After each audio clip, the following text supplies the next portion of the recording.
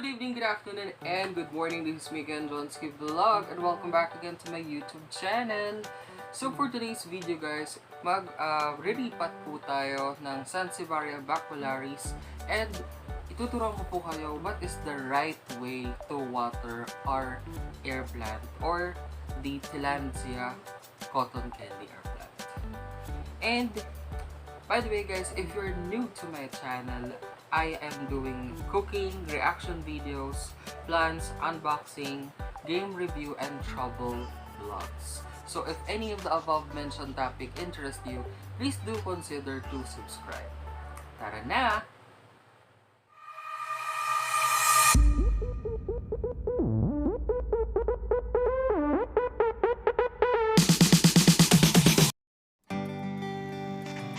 Alright guys, so syempre para merong magandang pundasyon na hingahan yung ating halaman, i-improvise po tayo ng parang net sa ilalim. So kita nyo naman po, hindi po ito napkin, pero ito po ay face mask. Sa face mask po, meron tayong parang net dun sa harap, yun po yung ating gagamitin panglagay, pangsala ng lupa sa ilalim ng ating vase.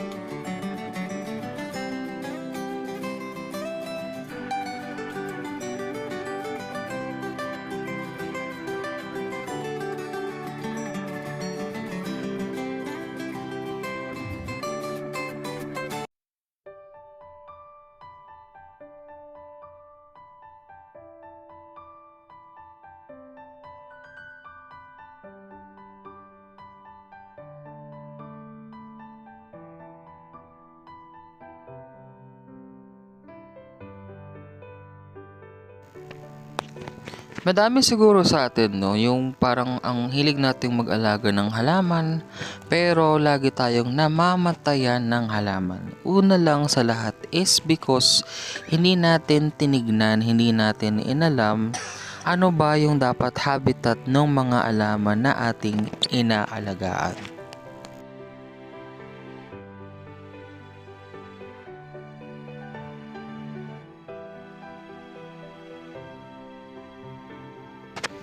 And sunod naman guys, is tatanggalan na natin yung pinaka-original vase ng ating Sansevieria Bacularis. Kasi lilipat na natin siya dun sa mas maluwag at mas malaking espasyong lagayan para makapag-start na siyang tumangkad palalo at makapagpataba.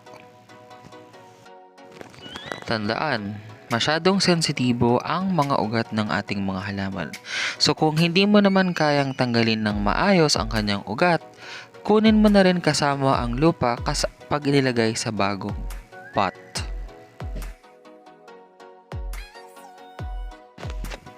Dahan-dahanin lang po natin ang pagtanggal ng lupa at halaman sa kanyang lumang pot. Huwag po nating biglain. Dahil gaya ng mga roots na yan, maliliit lang yan pero sobrang sensitibo nila.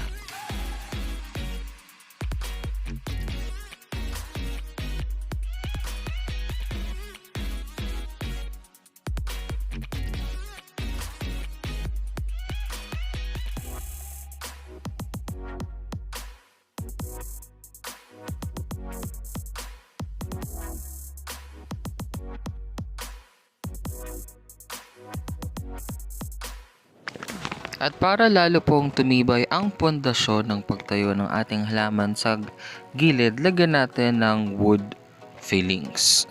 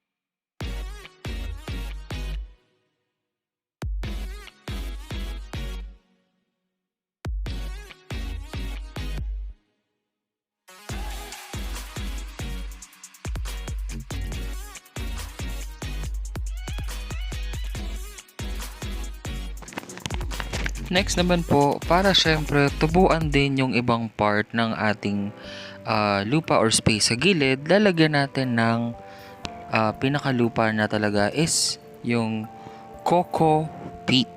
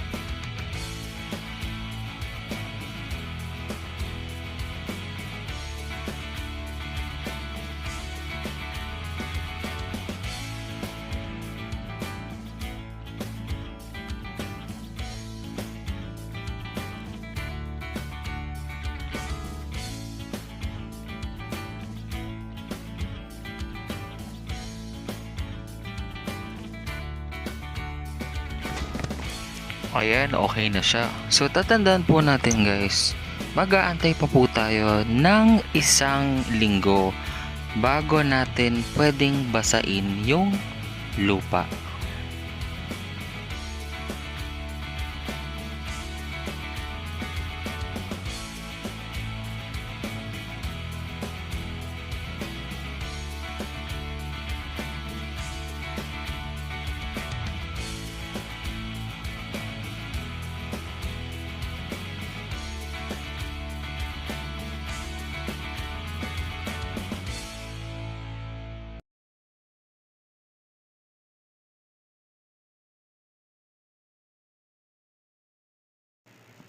Ngayon naman guys, tuturuan ko po kayo kung paano yung tamang pag-water or pagdilig ng airplant Tillandsia cotton candy. So, itong airplant na to guys, kung mapapansin nyo, tuyot na tuyot yung kanyang leaves, pati nga yung flower niya, tuyot na eh. Then, yung ugat niya rin, tuyot na guys. So, eto, pag hinawakan nyo yung kanyang leaves, meron niyang parang powdery sa mga leaves niya. Iwasan nyo guys na matanggal nyo yun dahil pinaka-protection na yun sa araw. At yun talaga yung pinaka-main na nagsasak ng water sa tubig. So ako guys, ang ugali ko pagka didilig ako nito, hindi talaga dilig as in lub-lub talaga yung ginagawa ko. Nilulub-lub ko siya doon sa tub, ayan.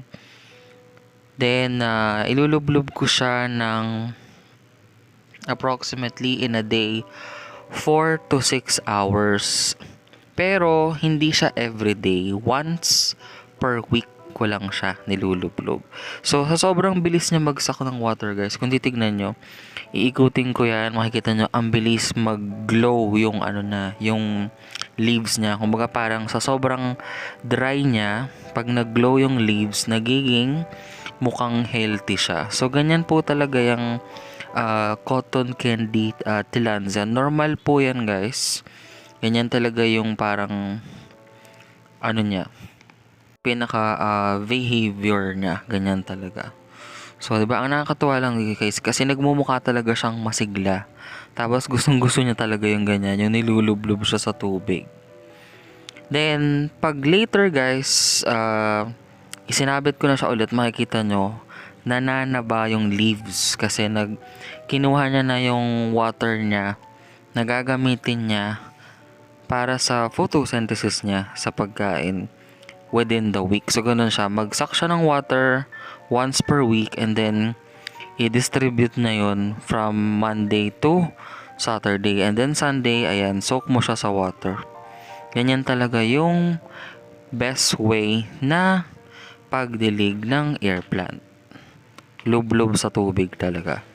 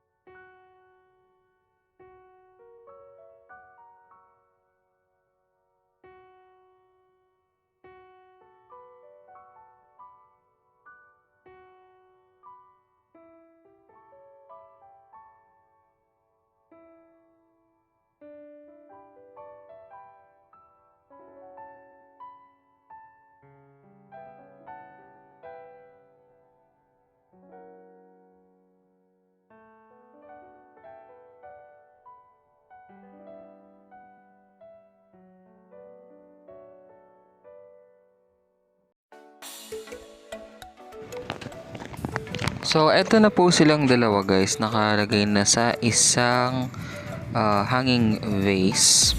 So, sinasadya ko po talaga na patiwarik yung nung Tillandsia, pagkatali niya dun sa pinakahawakan. Kasi, better yet na yung water pababa. Hindi mag-stack up dun sa pinakagitna or else mabubulok siya. Ayan. So, ang tagal din na inantay na araw bago to ma-achieve guys kasi syempre inantay mo rin yung 7 araw halos kasi hindi nga pwedeng basain yung lupa nung Sansevieria Bacularis. So that's it for tonight. Thank you so much again guys for watching my premiere. Don't forget to hit the subscribe button, the like icon, and the share icon so you're always updated with all my video uploads. Have a good day. Goodbye.